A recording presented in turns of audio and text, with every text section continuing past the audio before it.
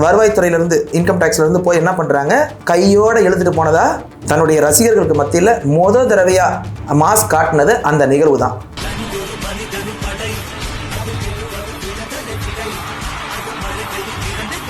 தமிழ்நாட்டு அரசியலை பொறுத்த வரைக்கும் நடிகர்கள் தான் சாதிக்க முடியும். இப்போ அந்த நல்ல கண்ணு சங்கரையா தமிழ்நாட்டு மக்கள் வந்து அதை ஏற்றுக்க மாட்டாங்க, அப்படித்தானே? அதுக்கு வந்து பேர்ல கூட பிழை இருக்கிறதா சொல்றாங்க. தமிழக வெற்றி கழகம் தெரியல இல்ல சார். இப்போ அதான் சமூகம் இப்போ பாத்தீங்கன்னா நம்ம பேசுறதுலாம் தமிழே இல்லைன்னு சொல்லுவாங்க. தஞ்சாவூர் கல்வெட்டுல போய் இருக்குல்ல தமிழ் எழுத்துக்கள், அதெல்லாம் நாம் தமிழர் கட்சிக்காரவங்க படிச்சு அப்படியே அதுக்கு விளக்கத்தை சொல்லுங்க. ஜோசப் விஜய் அப்படின்னு சொல்லிட்டு அவர் வந்து மத அடையாளம் படுத்துறார். விஜய் அவர்களுடைய முதல் அறிக்கையை நல்லா படிச்சீங்கன்னா இந்த கேள்விக்கு இடமே இருக்காது. அரசியலுக்கு இப்போ வந்துட்டாங்க. இப்போ அவங்களுக்கு போட்டியா யார் இருப்பாங்க? நிச்சயமா உதயநிதி ஸ்டாலின் தான் நேரடி அரசியல் எதிரியா இருப்பாரு.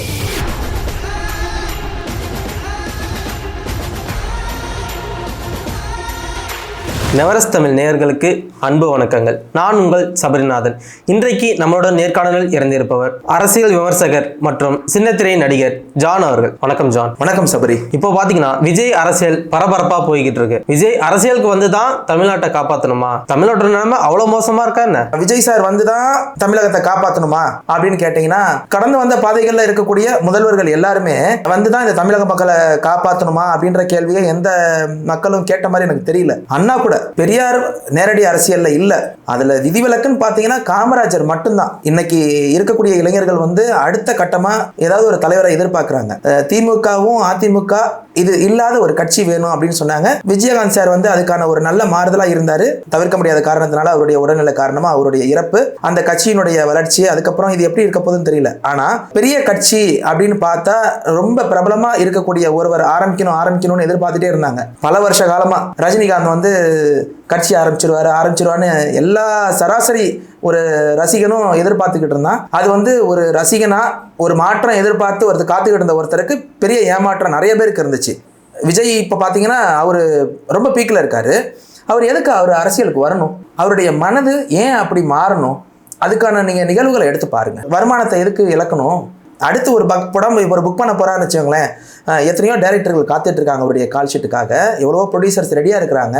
அதெல்லாம் விட்டுட்டு அடுத்து ஒரே ஒரு படம் தான் நடிக்க போகிறேன், அதுக்கப்புறம் நான் முழு நேர அரசியல்வாதியாக மாற போகிறேன்னு அவர் அந்த மனநிலைக்கு எது கொண்டு வந்துச்சு? அதை நீங்கள் கொஞ்சம் யோசிச்சு பார்க்கணும். விஜய் அவர்கள் சினிமாவை விட்டு அரசியல் வருவதற்கு முக்கியமான காரணமா எது இருக்குன்னு நீங்க நினைக்கிறீங்க? என்னைய பொறுத்த வரைக்கும், அதாவது ஒரு மனிதனுக்கு ஏதாவது ஒரு விஷயம் ஆள் மனசுல பாதிப்பை ஏற்படுத்தும். எந்த ஒரு விஷயத்தையும் இவ்வளவு பெரிய விஷயம்லாம் முடிவெடுக்க மாட்டாங்க. அதுவும் இது வந்து இன்னைக்கு நேற்று எடுத்த முடிவா இருக்காது. கண்டிப்பா விஜய் சாருடைய அரசியல் வாழ்க்கை இன்னைக்கு ஆரம்பிச்சிருக்கலாம். ஆனா அவருடைய நலப்பணிகள், அவருடைய ரசிகர்கள், அதை சார்ந்த நட்பணி மன்றங்கள், அந்த நலத்திட்ட உதவிகள்லாம் வந்து ரொம்ப வருஷமா செஞ்சுட்டு இருக்கிறாங்க. இப்போ நீங்களும் நானும் வந்து மக்கள்கிட்ட பிரபலமாக முடியாது, நம்ம ஒரு சாதாரண மனிதர்கள். ஆனால் இந்த மாதிரியான ஒரு நட்சத்திரங்கள் தன்னால் சம்பாதிக்க முடிஞ்ச அளவுக்கு சம்பாரிச்சிட்டு இருக்கிறவங்க ஒருத்தவங்க தன்னை வந்து மக்களுக்கு வந்து ஏதாவது நலத்திட்ட உதவிகள் செய்யணுன்றது அவங்களுடைய மனசை பொறுத்தது. இப்போ என்கிட்ட இருக்கிற காசில் என்னால் அதிகபட்சம் என்ன செய்ய முடியும்?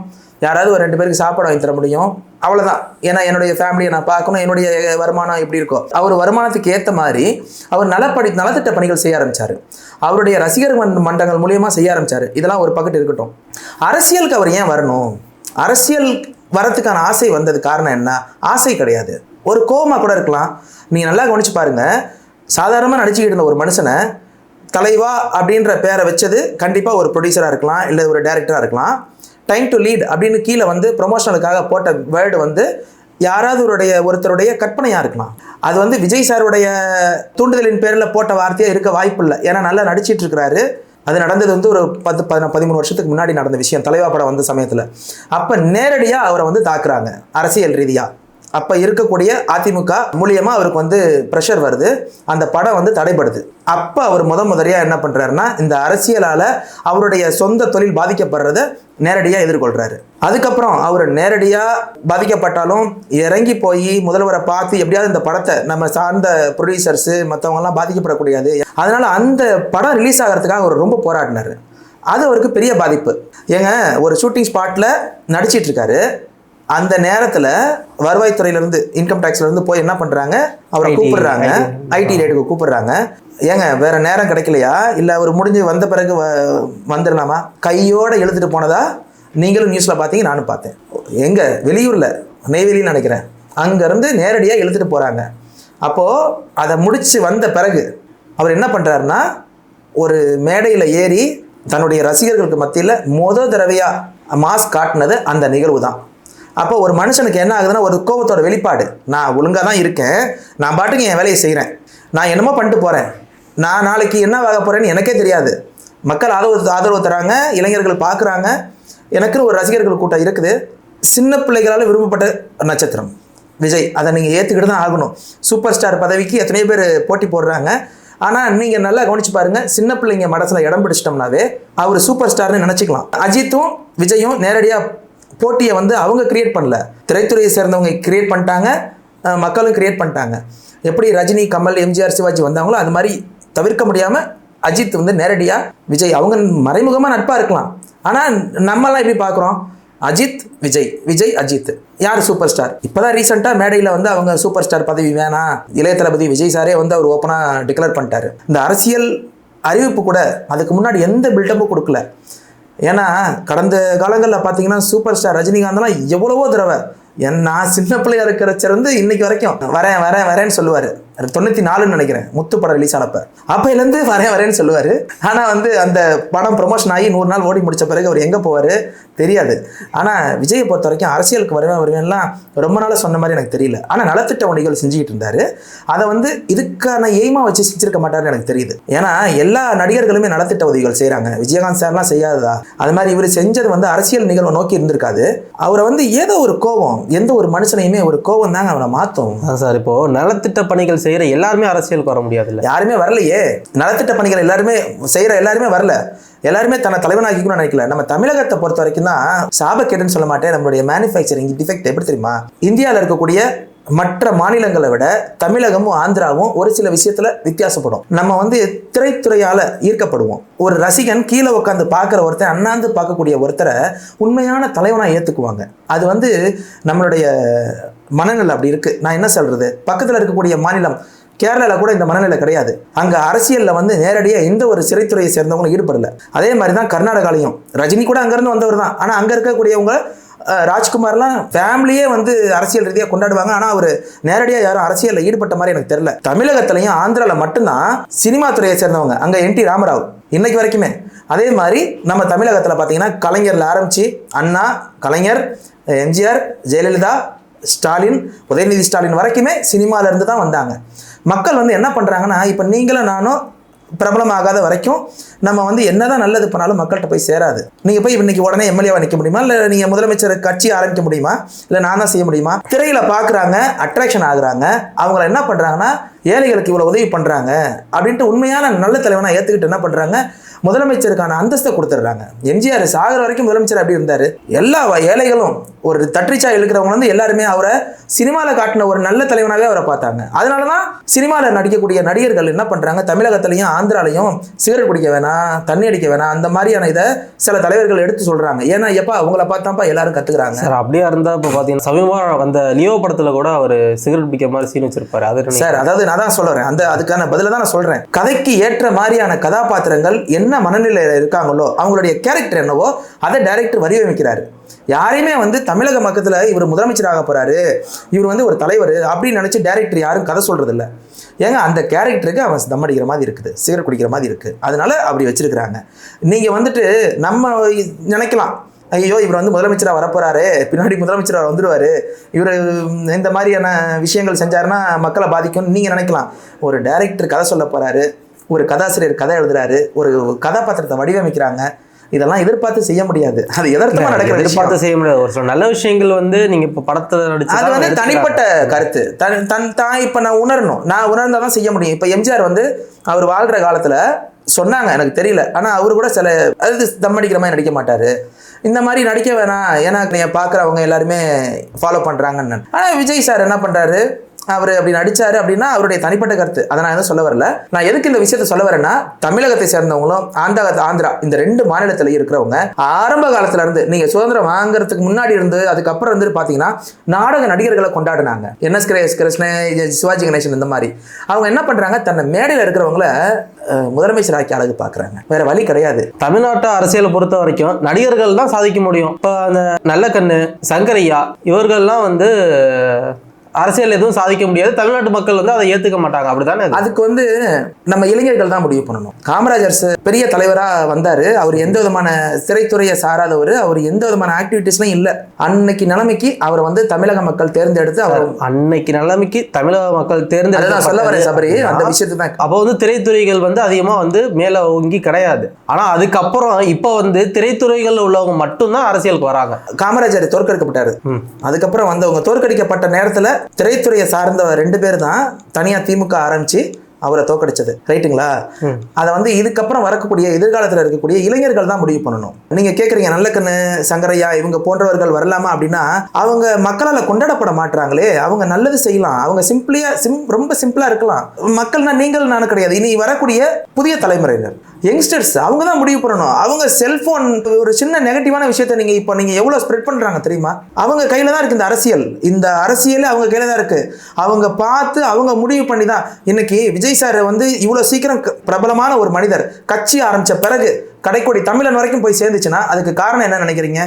Only cinema. அவர் பீக்ல இருக்கக்கூடிய ஒரு ஹீரோ, ஸ்கிரீன்ல வராத ஒரு மனுஷன் நல்லது செஞ்சிட்டு இருக்காரு. யாராவது ஒருத்தர் தமிழகத்துல சொல்லுங்களேன், செஞ்சுக்கிட்டு இருக்கிறாங்க.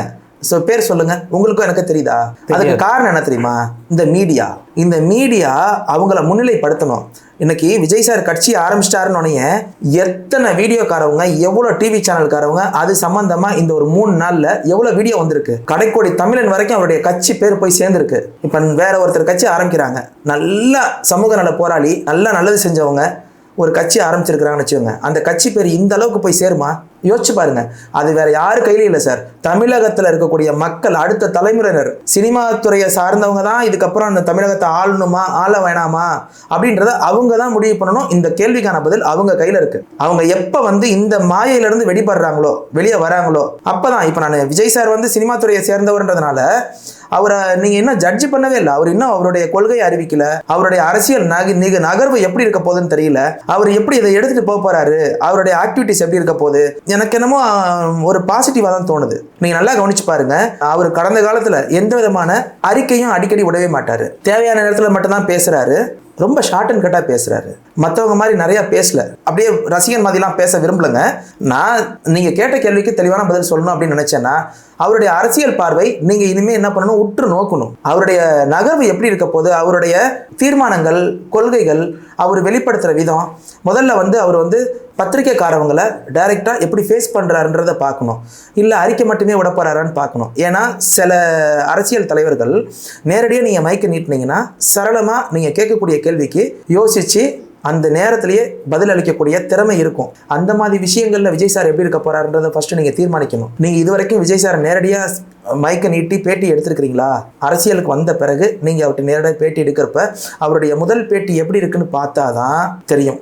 இல்லை ஜெயலலிதா என்ன பண்ணுவாங்கன்னா, இப்போ மோடி சார் வந்து இன்னைக்கு வரைக்குமே டைரெக்டாக பேட்டி கொடுக்கலன்ட்டு இன்னைக்கு வரைக்கும் விமர்சனம் இருக்குது. அதுக்கு காரணம் என்னன்னா, உங்களுக்கு கொஸ்டின் வந்து முன்னாடியே கொடுத்துருவாங்க. அவர் வந்து அறிக்கை வெளியிடுவார். அதில் வந்து நீங்கள் கேட்கக்கூடிய எல்லா கேள்விகளுக்கும் பதில் இருக்குமான்னு தெரியாது. அந்த நேரத்தில் இருக்கக்கூடிய நிகழ்வுகளுக்கு பதில் இருக்கும். அது மாதிரி விஜய் சாருடையது இருக்குமான்னு தெரியல. ஏன்னா அவர் வந்து இன்னைக்கு வரைக்கும் மேடையில் கூட நிறையா பேச மாட்டார். அவருடைய அரசியல் நிகழ்வு நீங்க ஒவ்வொரு பத்திரிகையாளர் கையில இருக்கு, நல்லா தெரிஞ்சுக்கோங்க. ஏன்னா இவங்க அவரை எப்படி எடுத்துட்டு போறாங்கன்னு தெரியல. இப்போ விஜய் அவர்களுக்கு சினிமாவில் எதிரி வந்து அஜித். எதிரின்னு சொல்லாதீங்க சார். இப்போ ஒரு போட்டி, அது எதிர் போட்டி தான். சரி, ஓகே, எதிர் போட்டியா வந்து இருக்கிறது வந்து அஜித்குமார் சார். ஆனா அரசியலுக்கு இப்போ வந்துட்டாங்க. இப்போ அவங்களுக்கு போட்டியா யார் இருப்பாங்க? நிச்சயமா உதயநிதி ஸ்டாலின் தான். அவர் ஒன்றும் அவ்வளோ பெரிய ஹீரோ கிடையாது சார். அப்படி சொல்றீங்க? ஆமா, அவர் ஹீரோவா நான் அவரை பார்க்கல. அரசியல்ல இன்னைக்கு ஒரு முதல்வருடைய பையன். இன்னைக்கு உதயநிதி ஸ்டாலின் வந்து மற்ற கட்சி தலைவர்கள் எவ்வளவோ பேர் இருக்காங்க, திமுகலேயே மற்ற தலைவர்கள் எவ்வளவோ பேர் இருக்காங்க. இன்னைக்கு இவர் இந்த அளவுக்கு ஒரு பெரிய ஸ்தானத்துக்கு வந்ததுக்கான ரீசன் என்ன நினைக்கிறீங்க? சினிமா துறை தான். அவரும் சினிமா துறையிலேருந்து பல படங்கள் நடித்த பிறகு அவர் ஒரு நடிகராக அறியப்பட்டதுனால தான் மக்கள் மத்தியில் இவ்வளோ சீக்கிரம் போய் சேர முடிஞ்சு. அது மட்டும் இல்லாமல் ஒரு அரசருடைய மகன் இளவரசர் ரொம்ப சீக்கிரம் வந்து பட்டத்துக்கு வர முடிஞ்சுச்சு. அவர் நேரடியாக அரசியலில் இருக்கார். இப்போது எதிர்காலத்தில் அவர் தான் ஒரு பெரிய தலைவராக நம்பிக்கிட்டு இருக்கிறாங்க அந்த கட்சியை சார்ந்தவங்க. அப்போது இப்போ கட்சி ஆரம்பிச்சிருக்கக்கூடிய விஜய் சாருக்கும் இவருக்கும் வயது ரீதியாகவும் சரி, சினிமா துறையை சேர்ந்தவராக இருக்கிற அரசியலாக இருக்கட்டும், நேரடி எதிரியாக கூட அவங்க பார்க்கலாம். ஸோ அப்போ வந்து விஜய் அஜித் அவங்க 2 பேரும் பின்னணியில் நட்பாக இருக்க மாதிரி இவங்க நட்பாக இருப்பாங்கன்னு நீங்கள் நினைக்கிறீங்களா? சார், இப்போது அரசியலை பொறுத்த வரைக்கும் நிரந்தர எதிரியும் கிடையாது, நிரந்தர நண்பனும் கிடையாது. நாளைக்கே ஜெயலலிதா அம்மையாருடைய பதவி பிரமாணத்தில் ஸ்டாலின் அவங்களும் ரொம்ப நல்லா பேசினதை நான் வந்து நியூஸ்லேயே பார்த்தேன். அதனால் வந்துட்டு இவங்க அரசியல் கப்பாற்பட்டு இவங்க நண்பர்களாக தான் இருப்பாங்க கண்டிப்பாக. விஜய் அவர்கள் வந்து இப்போ ஒரு 3 நாள் தான் ஆகுது அவங்க வந்து நான் அரசியலுக்கு வந்துடுறேன், அரசியல் அப்படின்னு சொல்லிட்டு ஆரம்பித்து ஒரு 3 நாள் தான் ஆகுது. உதயநிதி ஸ்டாலின் அவர்கள் ஆரம்பத்திலிருந்து ஏதாவது இடப்பட்ட காலத்துல இருந்து ஒரு 2 வருஷத்துக்கு முன்னாடில இருந்தே எனக்கு உதயநிதி ஸ்டாலின் அதாவது தன்னுடைய தகப்பனார் கூட மாத்தினாங்க சார். அதாவது நிறைய விமர்சனம் இருக்கு, அதை நான் உள்ளார போக விரும்பல. அவர் வந்து தன்னுடைய தகப்பன் ஸ்டாலின் சார் வந்து நல்ல ஒரு பிரபலமான ஒரு அரசியல்வாதி. அவர் ஏற்கனவே சினிமா நடிச்சிருக்கிறாரு, தொலைக்காட்சியில் சீரியலையும் நடிச்சிருக்கிறாரு. அவர் மூலியமாக இப்போ ஒரு தொழில் தொடங்குறோம்னு வச்சுக்கோங்களேன், தன்னுடைய தகப்பன் இருந்து ஏதோ ஒரு முதல் வாங்குற மாதிரி அவர் வந்து ஒரு ப்ரொடக்ஷன் ஆரம்பிக்கிறாரு. அதுக்கு ப்ரொடக்ஷன் பண்ணிகிட்டு இருக்காரு. ப்ரொடக்ஷன் பண்ணிகிட்டு இருக்கிறப்ப நடிப்பு ஆசை வருது, நடிக்கிறப்ப கூட நிறைய தடவை பேட்டியில் தனக்கும் அரசியலுக்கும் சம்மந்தம் இல்லைன்னு சொல்கிறாரு. அதெல்லாம் அவருடைய தனிப்பட்ட கருத்து. சினிமாவுக்கு வந்துடுறாரு, அரசியலுக்கு வந்துடுறாரு. அரசியல் வந்த பிறகு அவர் வந்து ரொம்ப ஈஸியாக தான் எல்லா விஷயமும் செஞ்சிட்ருக்காரு. கஷ்டப்பட்டு போராடி அவர் தான் கையிலேருந்து எடுத்து போட்டு யாருக்கும் அதெல்லாம் எதுவுமே இது பண்ணல. அப்பா வந்து வழி நடத்துகிறாரு, அவர் செஞ்சிகிட்டு இருக்கிறாரு. அவ்வளோதான். நீங்கள் அவர் வந்து பெரிய தலைவர், போராடிட்டு இருக்காரு. நான் வந்து அந்த மாதிரி விமர்சனத்துக்கு நான் வரல, நீங்கள் சொல்கிறதுனால சொல்கிறேன். அவரும் ஈக்குவல் தான். இன்றைக்கி விஜய் சார் வந்து 3 நாளாக கட்சி ஆரம்பித்து 3 நாள் தான் ஆகுதுன்றீங்க. எனக்கு என்னமோ இவரும் அதுக்கு ஈக்குவலாக தான் இருக்கிற மாதிரி தெரியுது. ரொம்பலாம் பெரிய வரலாறு, கடந்த கால நிகழ்வுகளில் அவர் நிறையா போராட்டங்கள் பண்ணார், அந்த மாதிரிலாம் எனக்கு பார்க்க தோணலை. இன்னும் சொல்லப்போனால் விஜய் சார் 10 வருஷத்துக்கு முன்னாடி இருந்து ரொம்ப வருஷமாக வந்து அவர் தன்னுடைய ரசிகர்கள் மூலியமாக செஞ்ச நலத்திட்ட பணிகள் இதெல்லாம் இதை பேஸ் பண்ணி செஞ்சாரான்னு தெரிலங்க எனக்கு. ஆனால் அவர் செஞ்சார். அந்த அளவுக்குலாம் வந்து உதயநிதி செஞ்சாரான்னு தெரியல. உதயநிதி நட்பணி மன்றம் இருக்குது, இந்த அளவுக்கு பண்ணாங்களான்னு எனக்கு தெரியல. இப்போ விஜய் அவர்களை ஜோசப் விஜய் அப்படின்னு சொல்லிட்டு அவர் வந்து மத அடையாளப்படுத்துறாங்க, நிறைய அரசியல்வாதிகள் பேசுறாங்க. இப்போ அடுத்த எலெக்ஷன் வருது. அதுக்கு வந்து அவர் ஜாதியை சார்ந்தவர்களை முன்னிலைப்படுத்தி நடத்துவாரா, இல்ல மத சார்ந்தவர்களை முன்னிலைப்படுத்தி நடத்துவாரா, இல்ல ஒரு சில சமுதாய மக்கள் அப்படின்னு சொல்லிட்டு அவங்களுக்காண்டி அவங்களோட அரசியல் வாழ்க்கையை நகர்த்தி கொண்டு போவாங்களா? இதை பத்தி நீங்க என்ன? விஜய் அவர்களுடைய முதல் அறிக்கையை நல்லா படிச்சீங்கன்னா இந்த கேள்விக்கு இடமே இருக்காது. ஆனா அவருடைய அறிக்கையை படிக்கப்ப எனக்கு ஆச்சரியமா இருந்துச்சு. ஏன்னா ரொம்ப கிளியரா இருந்தது. நடக்கக்கூடிய அரசியல் நிகழ்வுகள்ல லஞ்சம் சார்ந்து மற்ற விஷயங்கள்ல வேறுபடுவேன், சாதி மத அரசியல இருந்து வேறுபடுவேன், இந்த மாதிரியான விஷயங்களுக்கு நான் ஆட்கொள்ள மாட்டேன்ட்டு அவருடைய அறிக்கை தெளிவா நீங்க படிச்சீங்கன்னா புரியும். எனக்கு தெரிஞ்சு அவருடைய நகர்வு வந்து அருமையா இருக்கு. ஜோசப் விஜய்னு அவரை வந்து மறுபடியும் மத அடையாளப்படுத்தினதே ஒரு சந்தர்ப்பத்தில் ராஜா அவங்க மத ரீதியாகவே அவருடைய நகர்வுகள் இருக்குது, அரசியல் நகர்வு. அந்த மாதிரி மனிதர்களுக்கு வந்து எடுத்தோன்னே அதுதான் கண்ணப்படும். இப்போ எதை நீங்கள் பார்க்குறீங்களோ அதுதான் அவங்க கண்ணப்படும். அவர் என்னைக்குமே சந்திரசேகர் கிறிஸ்டின்ற விஷயமே நிறைய பேருக்கு தெரியாது, தெரியுமா உங்களுக்கு? விஜய் சாருடைய அம்மா வேற ஒரு ரிலீஜன், இவங்க 2 பேருமே கலப்பு திருமணம் பண்ணிக்கிட்டவங்க. ஆரம்ப காலத்தில் சந்திரசேகருடைய படங்கள்லாம் பாருங்கள், அரசியல் நிறையா இருக்கும். அதில் வந்து பார்த்தீங்கன்னா முற்போக்கு கருத்துக்கள் நிறையா இருக்கும். அவர் என்றைக்குமே தன்னை மத அடையாளமாக படுத்தலை.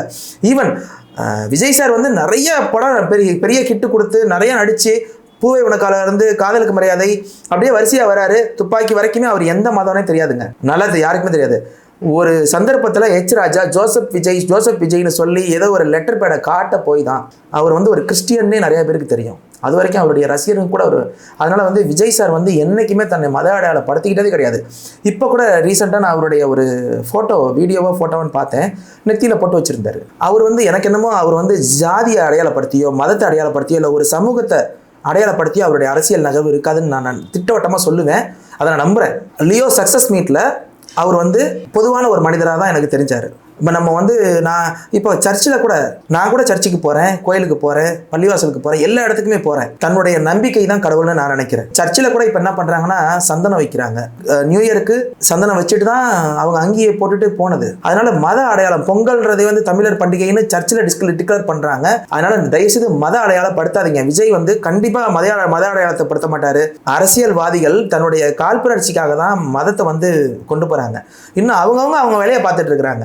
இவங்க தான் போய் என்ன பண்ணுறாங்கன்னா அறநிலையத்துறைக்கு போகிறாங்க, அதை பண்ணுறாங்க, இதை பண்ணுறாங்க. மற்ற மதத்தினர் போகக்கூடாதுன்னு சொல்லிட்டாங்க. எந்த கோயிலுக்கு மற்ற மதத்தினர் போகாமல் இருக்கிறாங்க சொல்லுங்கள்? வேளாங்கண்ணிக்கு போகாமல் இருக்கிறாங்களா, இல்லை முருகன் கோயிலுக்கு போகாமல் இருக்கிறாங்களா, தர்காவுக்கு போகாமல் இருக்காங்க? நாகூர் தர்கா எனக்கே கோவம் வருது. நீங்கள் வந்து மதத்தின் அடிப்படையில் எல்லாத்தையும் பிரித்து பார்க்குறாங்க. அரசியல் தான் இது மெயின் காரணம். அதை விஜய் செய்ய மாட்டாருன்னு தெளிவாக சொல்கிறேங்க. அவர் இந்த மாதிரி விஷயங்களுக்கு துணை போற யாரு கூடயும் கூட்டணி வைக்க மாட்டாரு. விஜய் அவர்கள் அரசியலுக்கு வரதுனால எந்த கட்சிக்கு அதிகபட்சமான பாதிப்பா இருக்கும் நீங்க நினைக்கிறீங்க? 2026 ரொம்ப இன்ட்ரெஸ்டிங்கா இருக்கும். விஜய் சாருடைய கட்சி பேரா இருக்கட்டும், அவருடைய அறிக்கையா இருக்கட்டும், அதை எல்லாத்தையுமே நான் பார்த்த வகையில் அவர் வந்து எந்த விதமான திராவிட கட்சிகளையும் அவர் எதிரியாக பார்க்கலன்னு நினைக்கிறேன். ஏன்னா இன்னும் 2 வருஷத்தில் அவர் வந்து ஒரு பெரிய கட்சியாக இப்போயே கூட ஓரளவுக்கு மாஸ் வந்துருச்சு. இவர் தான் கூட தான் கூட்டணி வைப்பார் அப்படின்னு நினச்சி இருக்கக்கூடிய நாம் தமிழர் கட்சி அவங்க வந்து ரொம்ப பெருசாக பயப்படுவாங்கன்னு நினைக்கிறேன். அண்ணன் சீமான் அவர்கள் சீமானே தான். சீமானுடைய தம்பிகள் சாட்டை திருமருகன் ஒரு பேட்டி ஒன்று கொடுத்துருந்தார் பாருங்க அன்னைக்கு சாயந்தரம். எங்களுடைய அறிக்கையை பார்த்து தான் அவர் வந்து அறிக்கை ப்ரிப்பேர் பண்ணியிருப்பாருன்னு நினைக்கிறேன். அந்த பேர் கூட பாருங்க, எங்கள் அண்ணன் சீமானுக்கு வந்து நான் நன்றி செலுத்துறேன். 2009க்கு அப்புறம் கட்சி ஆரம்பிச்சவங்க எல்லாருமே வந்து இந்த திராவிட பேரை விட்டுட்டாங்க, அது பண்ணிட்டாங்க, இது பண்ணிட்டாங்க. காமெடியாக இருக்குதுங்க. எனக்கு வந்து இந்த தமிழ் தேசியம் பேசிக்கிட்டு சீமானா இருக்கட்டும், சீமானுடைய தம்பிகளாக இருக்கட்டும், நாளைக்கே திரு விஜய் அவர்கள் நான் தனித்து தான் போட்டியிட போகிறேன், இவங்க எண்ணத்தில் மண்ணை போட்டார்னு வச்சுக்கோங்களேன். சீமான் பேசுறத மட்டும் பாருங்க, அவங்க தம்பிகள் பேசுறத பாருங்க. மேடையில் ஃபுல்லாக விஜயை கிழிச்சு தொங்க போட்டு அவர் தமிழரே கிடையாது, வேற எங்கேயோ இருந்து வந்த அந்த மதத்தினர், இந்த மதத்தினர், அந்த ஜாதி, இந்த ஜாதி, அவரை ஏங்க ஒரு நேரம் விஜய் போஸ்டரை வச்சு ஏதோ ஒரு பிரச்சனை பண்ணதே இவர் தான். அதே மாதிரி சிம்பு அன்னைக்கு தூக்கி வச்சு பேசினாரு, உண்மை தமிழன், பச்சை தமிழன் பேசினாரு. அதனால எனக்கு ஆச்சரியமா இருக்கு. கண்டிப்பா வந்து என்னைக்கோ ஒரு நாள் விஜய் சாருக்கே தெரியும், அவர் மனசுல வச்சிருந்திருப்பாரு. இன்னைக்கே ஆரம்பிச்சிட்டாங்க சீமான். அவர் வந்து சீமான் தம்பிகளும் ஆரம்பிச்சிட்டாங்க, எங்க கூட தான் கூட்டணி வைக்க போறாரு, எங்க கூட தான் அதை பண்ண போறாரு, இதை பண்ண போறாரு, கண்டிப்பா இவங்க 2 பேரும் ஒன்று சேர்ந்துருவாங்க. எப்படி தூக்கி கொண்டு போய் அவருடைய நிகழ்வு வந்து இந்த தமிழ் தேசியம்ன்றது நல்ல விஷயம்தான். அதை பேசுறது சுயலாபத்துக்காக பேசக்கூடாது. அதே மாதிரி தமிழர்கள்னு வார்த்தையை தப்பா பயன்படுத்திக்கிட்டு நிறைய பேர் நிறைய விஷயத்தை செஞ்சுட்டு இருக்கிறாங்க.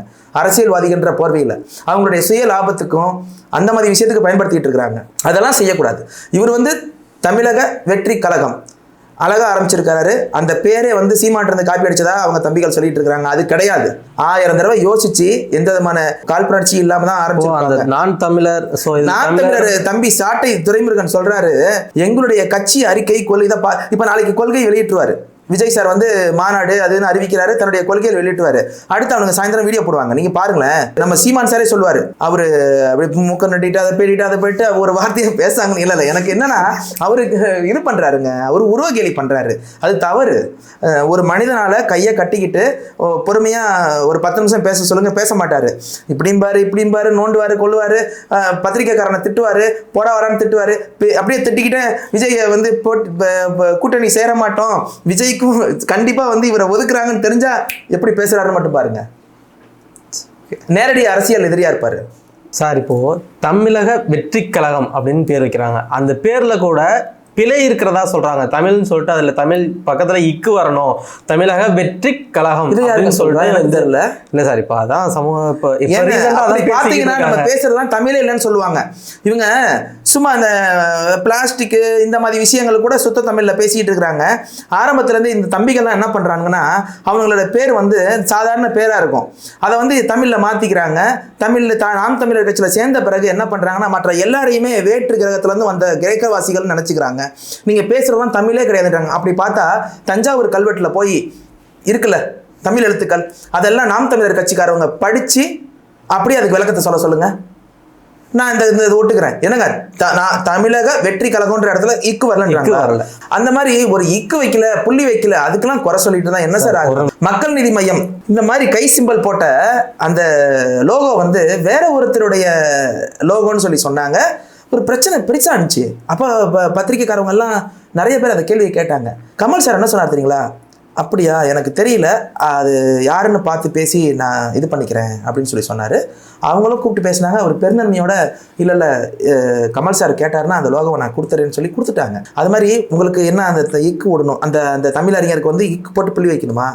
எதிர்காலத்தில் விஜய் சார் பேசிக்கிட்டு இருக்காங்க. எதிர்காலத்தில் விஜய் சார் கேட்டுக்கிட்டு அதை வந்து இக்குக்கு புள்ளி வச்சுட்டா கூட சந்தோஷம் தான். உங்களோட கருத்துக்களை பகிர்ந்தமைக்கு மிக்க நன்றி சார். நன்றி.